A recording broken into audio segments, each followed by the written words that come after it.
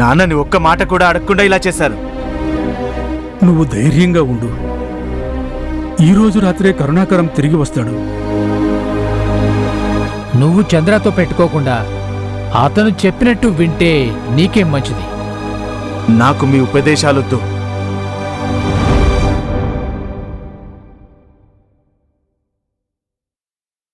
ఇప్పుడు మీకు సరిపోయిందా? రండి సతీష్.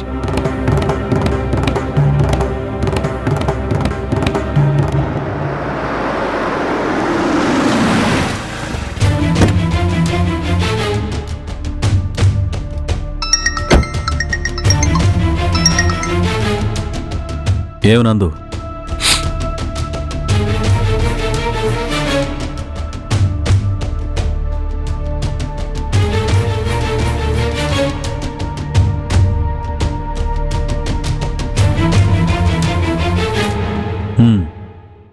బాగుంది. చంద్ర నోట్లో తలపెట్టాక ఏం చేస్తాం మరి? అనుభవించాలి అంతే. ఇక నువ్వు ఏ గొడవకి పోకుండా ఉంటే నీకే మంచిది.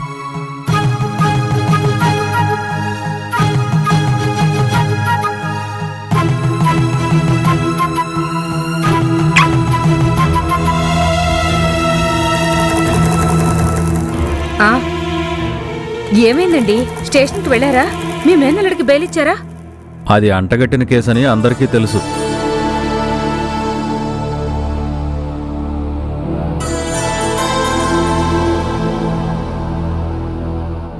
ఎందుకు జయ మనం ఎంతకాలం తిరిగాం? చంద్ర చేతుల్లో నుండి ఆ కుటుంబాన్ని రక్షించాలని అనుకున్నాం. కానీ ఇప్పుడేం జరిగిందో నీకు తెలుసుగా. ఏమైందండి? చంద్రకో లక్ష్యం ఉంది. అది ఎవ్వరూ అర్థం చేసుకోలేకపోయారు. కరుణాకర్ని బయటికి తీసుకొస్తానని చెప్పి నమ్మించి తులసి పేరు మీద ఉన్న ఇంటిని వాడు మానసి పేరు మీదకి రాయించుకున్నాడు. నీకు విషయం తెలుసా జయ? నందు ఫోన్ చేసి చెప్పాడు. ఏమంటున్నారు మీరు? ఇల్లుని తులసి మానసికి ఎందుకిచ్చింది? కాంపెన్సేషన్ ఇవ్వకుండా కరుణాకర్ బయటికి రాలేడని తెలుసు. చంద్ర అవకాశం అందిపుచ్చుకున్నాడు. అందుకోసం అతను జనార్దన్ని వాడుకున్నాడు. ఆయన అమాయకపు మనిషి. చంద్ర ఇల్లు వాకిలి భార్య పేరు మీద రాసి ఆ డబ్బు కాంపెన్సేషన్కి ఇచ్చాడు. మీరు ఊరికే చంద్రని ఎందుకు తప్పు పడుతున్నారు? ఇల్లు అమ్ముకున్నారు అంతే కదా. గరికిపటనే తిరిగొస్తారు. అక్కడే చంద్ర మెలికి వేశాడు. కరుణాకర్ ఎక్కడున్నాడో తెలిసింది చంద్రకి మాత్రమే. ఖచ్చితంగా కరుణాకర్ వెళ్లి చంద్ర కస్టడీలో ఇరుక్కుపోయారు. మరణించిన వాళ్ళకి నష్టపరిహారం ఇచ్చిన విషయం చంద్ర చెప్పకుండా కరుణాకర్కి ఎలా తెలుస్తుంది?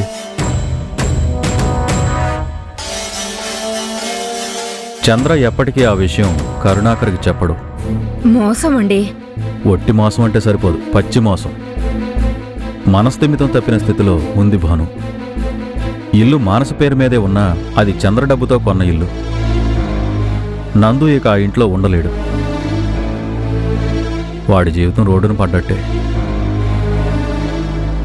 నందు అక్కడికి వెళ్ళినప్పుడు మానసి వాడిని ఎగతాళి చేసి పంపేసిందని నాకు ఫోన్లో చెప్పాడు.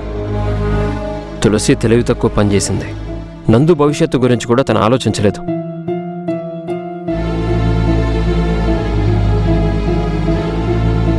మనం ఈ గొడవకి వెళ్ళొద్దని చెప్పింది ఇందుకే. ఎంత అనుభవించినా మీరింకా నేర్చుకోకపోతే నేనేం చెయ్యాలి? ఆలోచించే నేనిప్పుడు ఒక్కో అడుగు వేస్తున్నాను. గరికిపాటి వాళ్ళని తిట్టి దూరం చేసుకోవడం కాదు, పక్కన నిలబడాలి. అది వాడికి కూడా అర్థమయ్యేటట్టు చేస్తూ ముందుకెళ్ళాలి. జయ గురించి నువ్వు భయపడుతున్నది ఇక జరగదులే.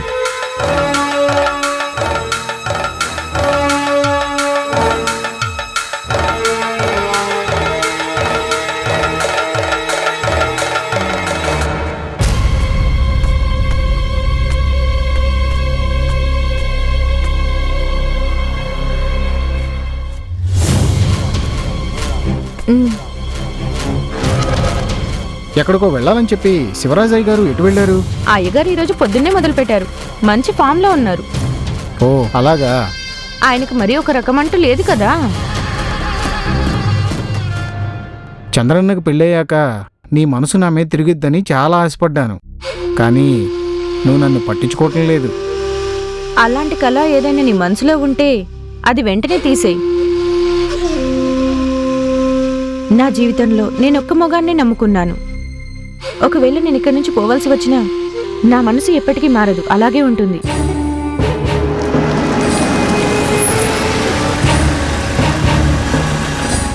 నువ్వు నాతో అన్నమాట చంద్రతో చెప్పనా? చెప్పుకో, నాకేంటి?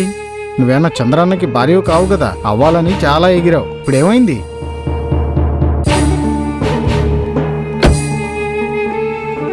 తర్వాత చేస్తా.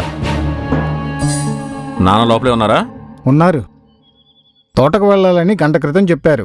చంద్రన్న, నువ్వు వెళ్ళి అయ్యగారిని పంపించు. హ్మ్.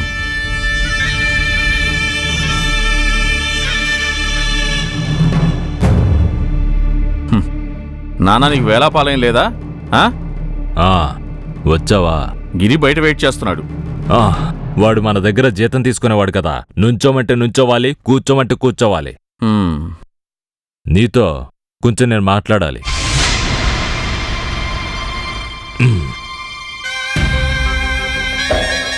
మనసులో నుండి కొన్ని పోవట్లేదు. కూటికి గతి లేక మన ఈ ఊళ్ళో అడుక్కు తిన్నాం. గల్ఫ్కెళ్ళి నువ్వు కష్టపడి సంపాదించిన ₹1 కూడా నేను పాడు చేయలేదు.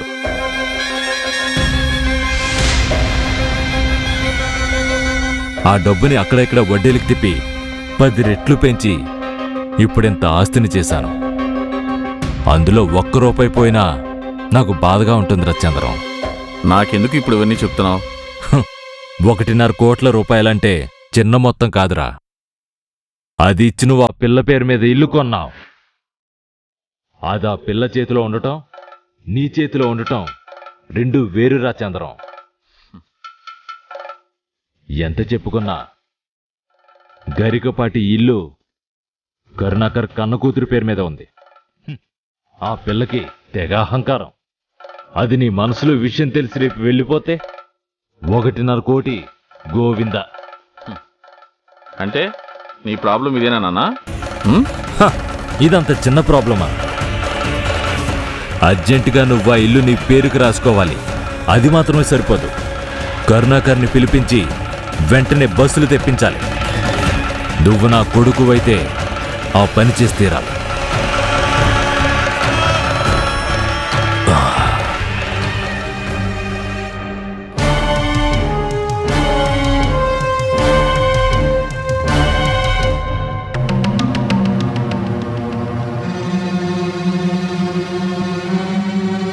తాతయ్య, నిన్ను నాన్న పిలుస్తున్నారు.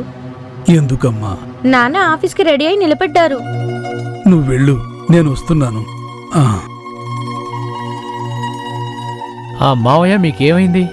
నందు వచ్చి వెళ్ళిన తర్వాతే నాన్నిలా బాధగా ఉన్నారు. బుర్ర లేకుండా వాడు ఏదేదో వాగాడని చెప్పి మీరు పట్టించుకుంటే ఎలా? చిన్న మావయ్య తిరిగి రాగానే అన్నీ సర్దుకుంటాయి. నమ్మదగ్గ మనిషి కాడు ఆ చంద్రం. కటారి శివరాజు కొడుకు వాడు. కాని కరుణాకరం ఎక్కడున్నాడో వాడికి తెలుసు. కాబట్టి నేను వాడి మాట విన్నాను. చంద్ర మీద నమ్మకంతోనే కదా చిన్న మావయ్య మనెవరికి ఫోన్ చేయకుండా వాడికి చేశారు. చిన్న మావయ్య వాడి ఫోన్కే చేసి తులసితో మాట్లాడారు. మరెందుకని మీకిప్పుడు చంద్ర మీద అనుమానం? మా గరికిపాటి వాళ్ల మీద కటారి వాళ్లకున్న శత్రుత్వం నీకు తెలుసుగా సతీషు. ఏం శత్రుత్వం? పెళ్లితో వాళ్ళకి అన్నీ తీరిపోయాయి. చిన్న మావయ్య కదా దగ్గరుండి పెళ్లి జరిపించింది. ఆ పెళ్లి ఎందుకు జరిగిందో నాకు కరుణాకరానికి మాత్రమే తెలుసు. కరుణాకరంతో ఒక్క మాట కూడా చెప్పకుండా వాడి ఇల్లు అమ్మడానికి నేను వంతపడాను. చంద్రాన్ని వెళ్ళి కలిసి రమ్మని నువ్వు చెప్పినట్టే నేను దానికి తయారయ్యాను. ఇందులో మీరు బాధపడాల్సిన పనే ఉంది మావయ్య. నేను చంద్రకి ఫోన్ చేశాను. తెల్లారేలోపు చిన్నమావ ఇంటికొచ్చేస్తారు. మీరు ప్రశాంతంగా ఉండండి, అంతా సర్దుకుంటుంది. అయితే మరి నాకు టైం అయింది. సాయంత్రం 6:30కి ట్రైను. అమీరా, సరే మావయ్య.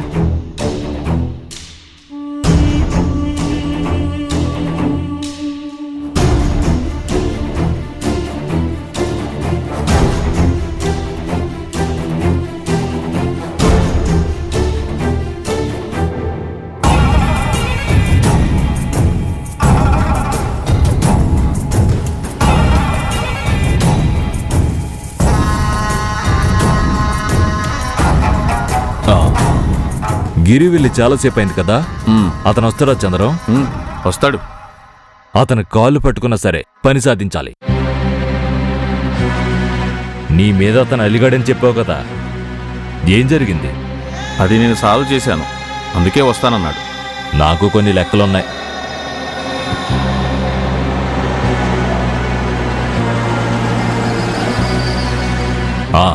వచ్చారు చూడు, అతనికి చెయ్యాల్సింది చెయ్యి.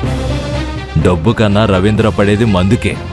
టైం చూసుకొని నేను పక్కెళ్తాను, నువ్వే జాగ్రత్తగా చూసుకో.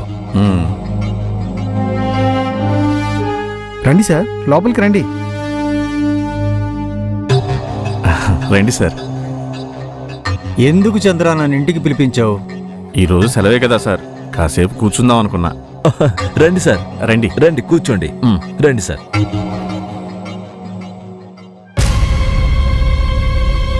తండ్రి కొడుకులు ఊరికే నన్ను పిలిపించరని నాకు తెలుసు. విషయం ఏంటో ముందు నాకు చెప్పండి. ఈరోజు సెటిల్మెంట్ అయిన విషయం సార్కి తెలుసు కదా. నష్టపరిహారం ఇచ్చేసాం కూడా. కరుణాకర్ బస్సులు 3 గ్యారేజ్లో పడి తుప్పు పడుతున్నాయి. వాటిని కొంచెం బయటికి తేవాలి. అందుకు మీ సహాయం కావాలి. కానీ బస్సులు మీ పేరు మీద లేవుగా శివరాజ్. లేవు. కరుణాకర్ పెద్ద కూతురికి వాటి మీద హక్కు ఉంటుంది. ప్రమాదం జరిగిన బస్సులకి పర్మిట్ రద్దు చేశాం. ఈ మిగతా 2 బస్సుల విషయం, కరుణాకర్ కూతురికి వాటి మీద హక్కు ఉంటుంది. కానీ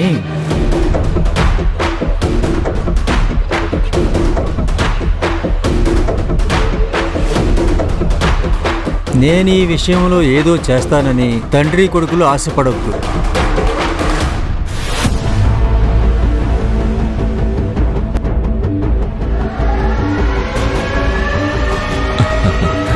సార్ అది మాత్రం అనొద్దు. ఏం చేయాలన్నా చేస్తాం.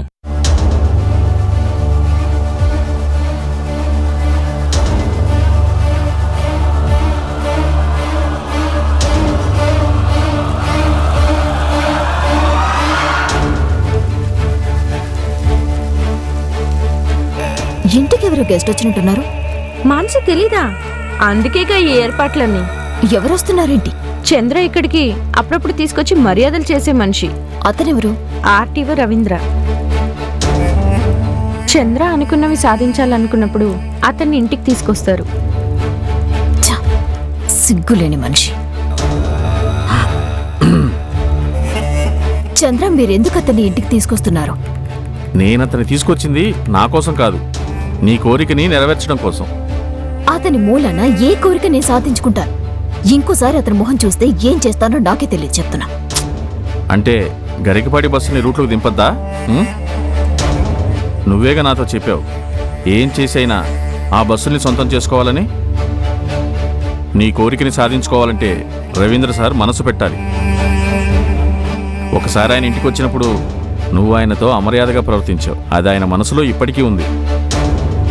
నువ్వు వెళ్ళి అతనికి క్షమాపణ చెప్తే 2 రోజుల్లో గరికపాటి బస్సులు రోడ్డు మీద ఉంటాయి. అర్థమవుతుందా?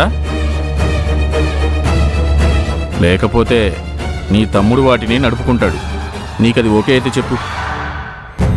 కుమార్ని అడ్డం పెట్టుకొని వాడు ఏదో చేయాలనుకుంటున్నాడని నాకు తెలిసింది. అది అర్థమయ్యే అతన్ని ఇప్పుడు ఇంటికి రప్పించింది. ఏం చేయాలో నువ్వే చెప్పు. ఆలోచించింది చాలే కానీ ఆ సైడ్ డిష్లో పట్టుకురా.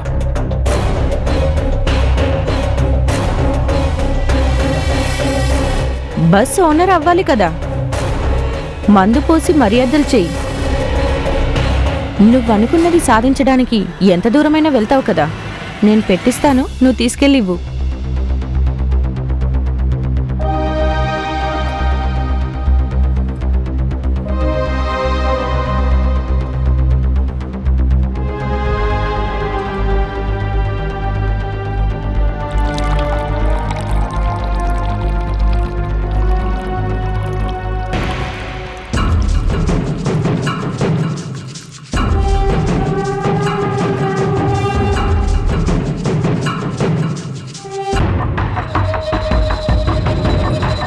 ఆ రోజు జరిగిన సంగతి మర్చిపోండి సార్.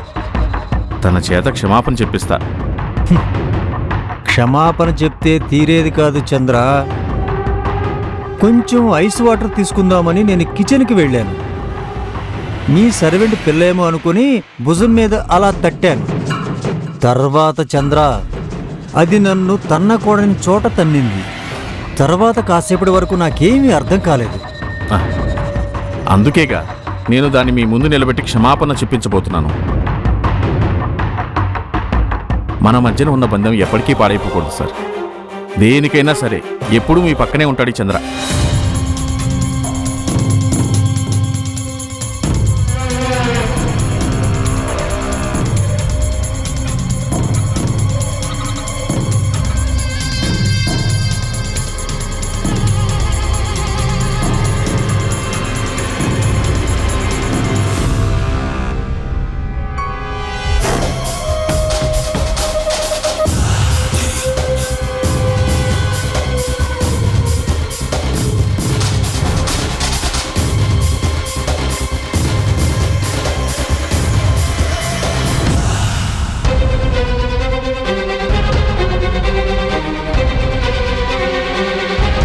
కొంచెం ఆ గ్లాసులోకి ఐసు సోడా పొయ్యి మానసి.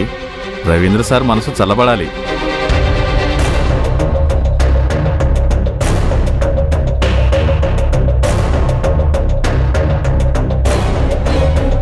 చూస్తూ నిలబడతావేం, పొయ్యి మానసి.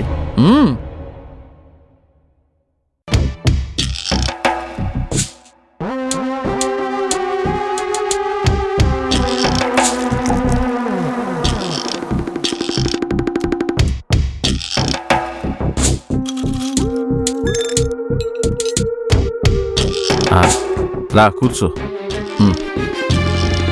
అరే కూర్చో మానసి. మాట్లాడుకోవాల్సింది మీరిద్దరే. ఆ రోజు జరిగిన తప్పుకి తను మీకు క్షమాపణ చెప్పాలట. సార్ని తీసుకురమ్మని తనే చెప్పింది కూడా.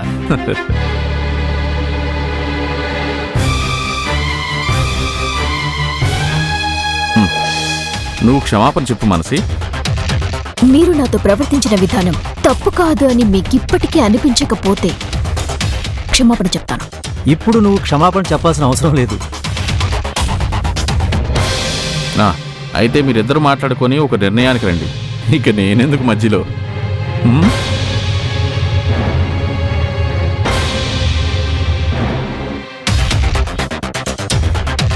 మానసి, నువ్వు తెలివైన దానివని నాకు తెలుసు. మనం అన్ని విషయాలు రెడీ చేసుకుందాం. చంద్ర అన్నిటికీ సపోర్ట్గా ఉన్నాడు కాబట్టి నువ్వు నన్ను కలవడానికి నీకు వీలైనప్పుడు ఎప్పుడైనా ఆఫీస్కు రావచ్చు. రేపో ఎల్లుండో ఎప్పుడైనా ఒకరోజు నీకు వీలు చూసుకుని. విషయాలేమున్నా మీరు చంద్రతో మాట్లాడుకుంటే మంచిది. అలా మాట్లాడతావేంటి మానసి? బస్సు ఓనర్ నువ్వే కదా, మరి విషయాలు మాట్లాడుకోవాల్సింది మనిద్దరమే. మాన్సి, ఇక్కడ కూర్చున్నావా? ఇందాక నుండి మీ ఇంట్లో నుండి ఫోన్ చేస్తూనే ఉన్నారు. ఏదో అర్జెంట్ అయ్యి ఉంటుంది, లేకపోతే చెయ్యరు కదా. త్వరగా వెళ్ళి మాట్లాడు. మానసి, మానసి.